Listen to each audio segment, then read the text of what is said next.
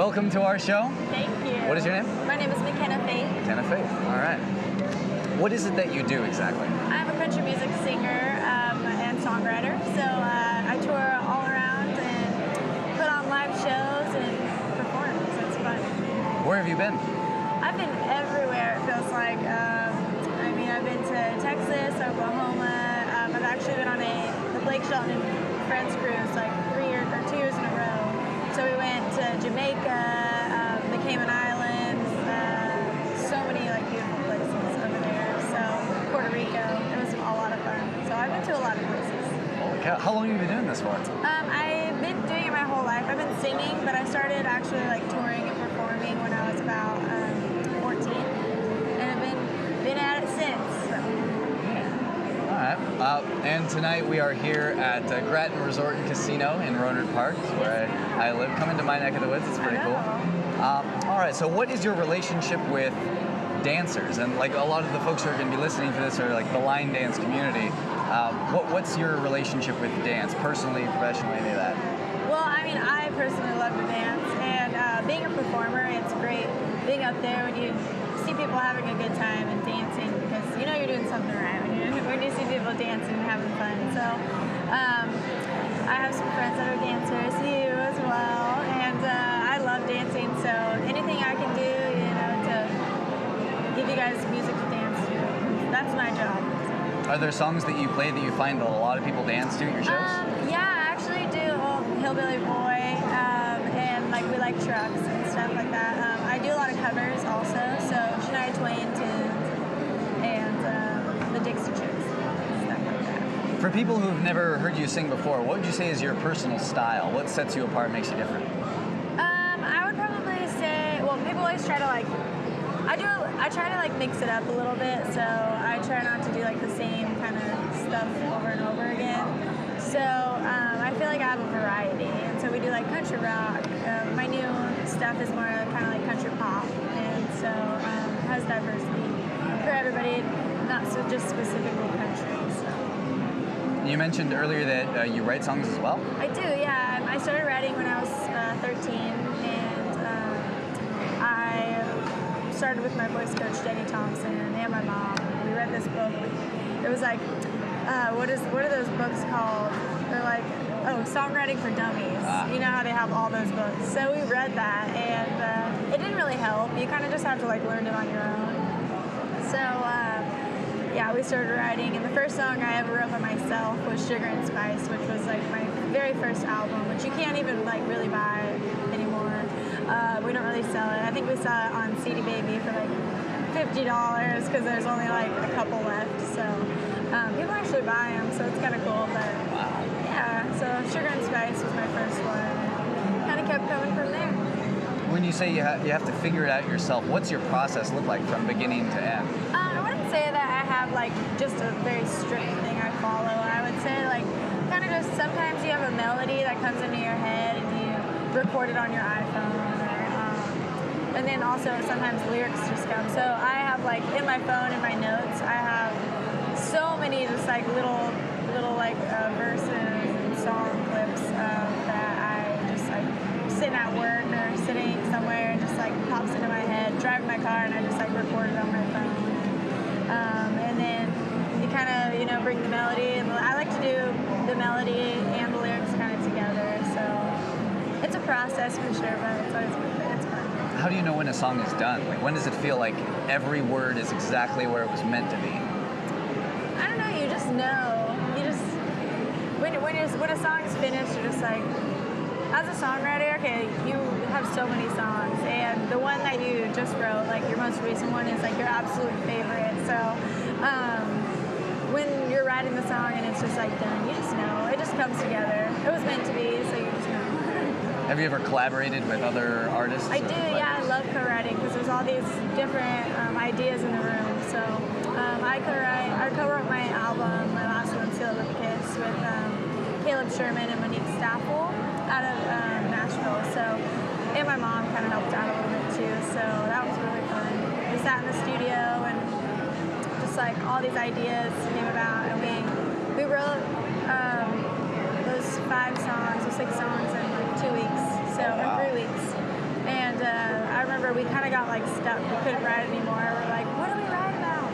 So one of the songs on the record is called Handful of Everything, and there was like a jar of trail mix sitting in the corner of the room, and it said Handful of Everything. We're like, that's kind of a cool concept because, you know, use that phrase all the time, like you're such a handful, like you're a handful of everything, you know, you're not just like one thing. So that's how that song came about, and it's just kind of cool the process of every song. It has its own little character. So. What sorts of things like inspire you and influence you outside of your own experiences? Like if somebody brings something that you never would have thought of, where does that tend to come from? That's a good question. So yeah, I mean, being inspired, you just like are driving, listening to people's stories that people tell you. You can take ideas from that. A lot of times you're like listening to conversation and people say something and you're like, oh, that'd be a cool song, you know? So I do that a lot when I'm talking to somebody. I'm just like, oh, that's really cool. So I write it down so I don't forget it. And I'm sure a lot of people have thought like, oh, well, I could sing. Maybe I should go out there, and then they don't do it. Like, what made you think, I'm doing this. I'm going all in. This is for me. This is what I'm doing. Well, my dad actually sang. So I grew up listening. My family's very musical. So I grew up listening to my dad sing in our praise team at our church. And I always sang karaoke. We always sang karaoke. And I had a little like portable karaoke machine. Microphone, always singing like Britney Spears and the Dixie Chicks and all stuff like that. And so I just always love singing. I love the way it makes me feel. No matter what's going on during the day, like if I'm upset or sad, I get on stage and everything just goes away. It's just like it makes you feel so much better. Even just like listening to music. Music's so like therapeutic. If you're in a bad mood, you put on a song and it just like lifts your spirits, you know. So I think that was a really big reason, and just I've always loved performing on stage for people, seeing people in the crowd having a good time. I just knew it's just like what I wanted to do. They say pick a job that you like, so that you love, because you're going to be doing it every day for the rest of your life. So I love this one. So it sounds like you're describing something like what runners get into when they get in the zone, or when dancers get like really into, for line dancing, for example, you hear a song and you're moving with it, and it's like everything goes away. It's like you mentioned when you're on stage. What helps you get into that zone? Like light, sound, like everything. What sorts of things all add up for you to put you in that state? I love I mean, it's not even anything. I like, before I get on stage, I like to be in a quiet place. I like to like, even before I get on stage, I like to like put my headphones on and just like listen to music. So that helps me get in the zone, and we always say a prayer before we go on stage. Once you step on that stage, everything is just like, it's just like when you take a deep breath in like a fresh air, it's just like, that's how it feels. So, I'm sure you know. It just feels right, I think.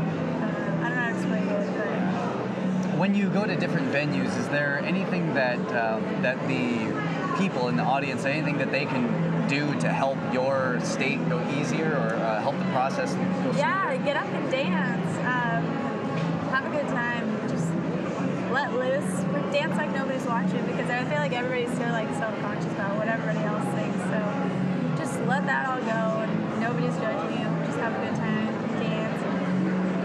Do you have any memorable dance experiences that you've been party to, like for big events or small events or anything like that? Yeah, I love, let's see, I played a show recently, and it was just like a crowded room, and everybody, like my song is on the radio, something, something, so it's really cool when people know my songs, and I can like see them singing along in the audience, especially when I'm in a town that I would have never expected, like I'd never been to, you know.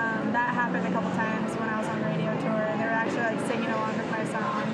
That's exciting. It was really, really cool. That's a cool feeling. You're like, wow, people actually like listen to my music and love it. So that was really cool. So, is there anything that that the people and the venue owners and everything like that could do on the opposite end of the spectrum? Like, in your own personal experience or in a hypothetical experience, has there ever been a worst case scenario, worst possible experience that you've had, or that you could imagine, where everything just goes wrong? Sound system, floor, lights. Like, Yes. what would that look like for you? Worst experience ever? Okay, well, let's see. When I first started singing, I didn't have a band, so I sang with karaoke tracks, and I sang with karaoke tracks. So I was at this big car show, and I was singing in front of all these people, and the karaoke track just like it went off, it stopped working. Yeah, so I picked up the guitar behind me, and I only knew how to play a couple songs. It was when I was like 14, but I was scared. I was like, oh my gosh, this is crazy. Like, what am I gonna do? But I picked up the guitar, and I knew how to play that song, and so I just like picked up where the track like ended, and it actually worked out well for me because everybody was like, whoa, like she actually did that. But yeah, that happens. Like sometimes your mic doesn't work, it starts feeding back. I've had that, and not everybody knows about sound, and like in the audience, you know, you come to a show and you want it to sound good. So if something doesn't sound right, not everybody is like, oh well, it's not her, it's just the sound. But like I'm always like, oh, I hope you know it's like the sound, like there's a bad sound guy or something. But your mic can go out and stuff like that does happen, but the show must go on. You gotta just perform and make the best of it. That's what you're there for. So. Definitely. Yeah. So this one's kind of like a three-part question, and you could take each one individually if you like. In the course of your musical journey, what challenges, conflicts, and criticisms have you encountered, and how have you surmounted all of those? Well, I think that you should take, I mean, I've had people come up to me and say different things, but that's just how people are. Everybody has a different opinion.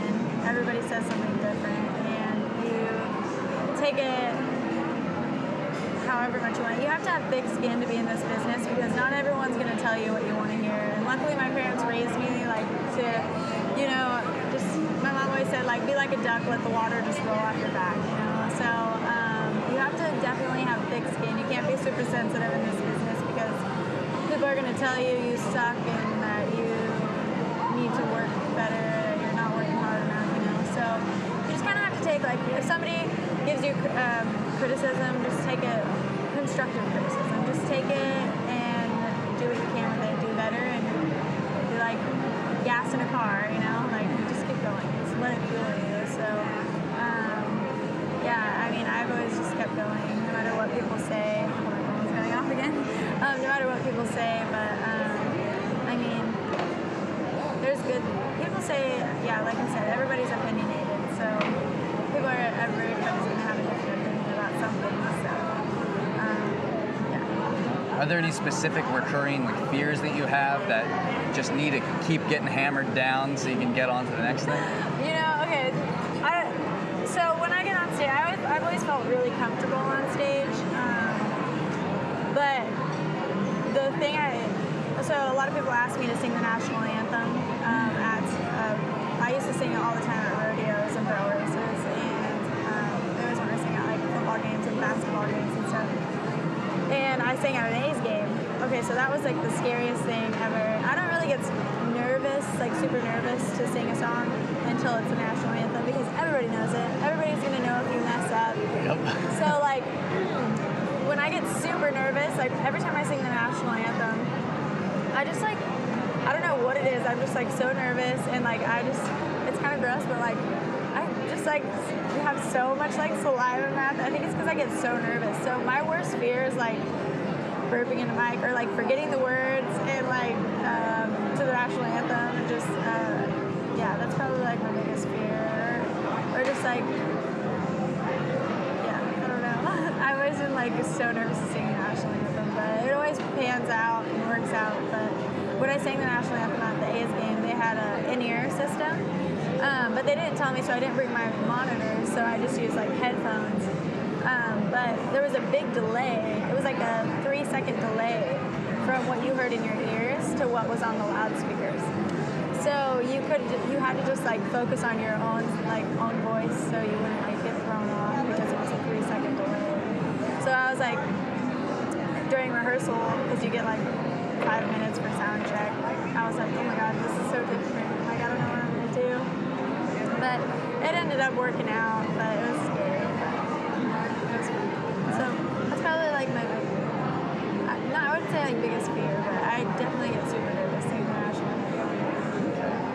Well, this is a question that Tim Ferriss asked. It's sort of related, actually. Is there anything that you have brought into to what it is that you do, say for like $100 or less, that has had a huge impact on you? Any like tool or tech or maybe even outfit that's just made everything so much easier for you, like that having that in-ear thing? Yeah, the in-ears, definitely help a lot because you can pretty much, for one, it protects your hearing, so that's nice because you can control what you're hearing because it blocks out everything else. So you can control your volume on your pack. So that has been like a big game changer for me. A wireless mic, so you can walk around. You don't have to worry about tripping on any cords or falling. So definitely those two are lovely. A humidifier. Oh yeah. Those work really well because your voice singing so much. It's not like an instrument where you can just like play it and play it and play it and nothing happens. It does get tired, so you have to take care of it. So the humidifier helped a lot. What have you splurged on the most? Like whether it was a good idea or a bad idea, like what have you just like thrown your money at because you wanted to? Clothes. Clothes? I am such a bad clothes addict. I buy clothes all the time. I just like put it on my credit card. And, like if I want something or like shoes, I love shoes. Shoes and clothes, I just love. So that's probably what I spend the most money on. Okay. And so you mentioned that you've been to a bunch of venues along your touring and whatnot. Are there any that stand out for you as far as the experience of being a performer there? Yeah, my number one is probably at the Gorge in George Washington. That was it's so beautiful. The stage is right up against a canyon, and it looks like it's like the Grand Canyon but smaller. But it's so pretty. Like when the sun goes down, and it's just like the weather was like perfect, and I got to like mingle with all the artists, and the food catering was like amazing, and they treated us really good there. So that's probably like my number one, just because everything was like perfect, the scenery and everything was definitely my favorite. And then probably the cruise, just because it was like a paid vacation. Like I got to go to Jamaica, like places I would have never probably gone to. But that was awesome. And at these venues, do you dance with the crowd when they start dancing? I sometimes do, not all the time. I do get breaks in between my sets, so we play like Cupid Shuffle and the Wobble and like stuff like that. So I definitely go out and dance and do the Cupid Shuffle with them. It's really fun. What sort of music makes you dance just in life? Well, I don't really like just one genre, so I listen to like variety, but I like R&B, and like I listen to a lot of like R&B, and just like I have Spotify, so I just go on like Discover Weekly, like whatever's on there.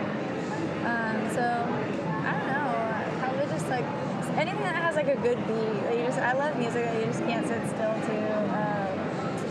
It's funny, just this last Thanksgiving, my family always comes up, and we're all just like a bunch of hams in the family. Like everybody just like nobody's shy in our family, and so we just like always have like a big dance party. We do like a dance circle and like we jump in. Like my dad gets in there and like competes with his brother and dances. It's so funny. It's like out of those movies. We're like that family that like plays the piano and sings along. We're just like that's great. That sounds like a lot of fun. It was a lot of fun.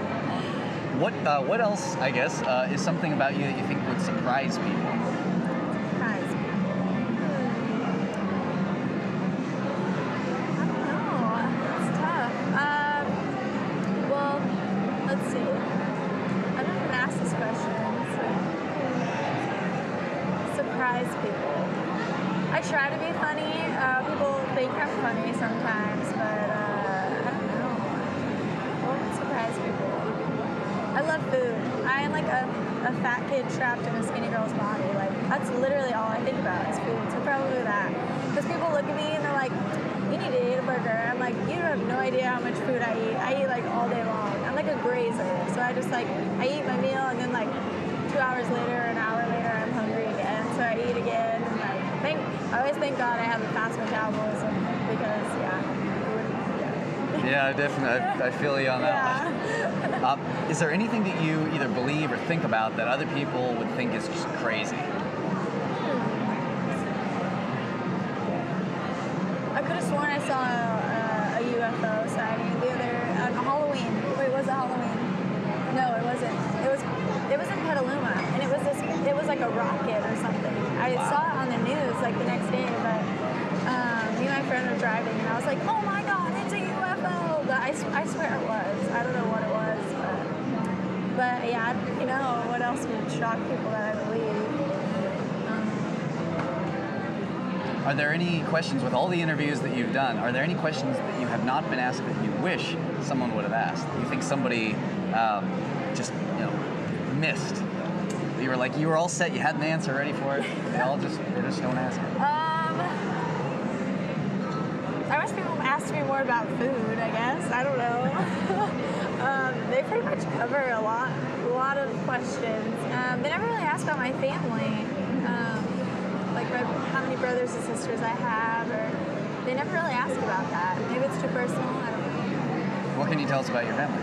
I am the youngest of 3, so I have an older brother and sister, and we're all really close-knit. We're big family people, so we always get together on the holidays and whenever chance we get. Me and my brother and my sister are super close, so it's a lot of fun.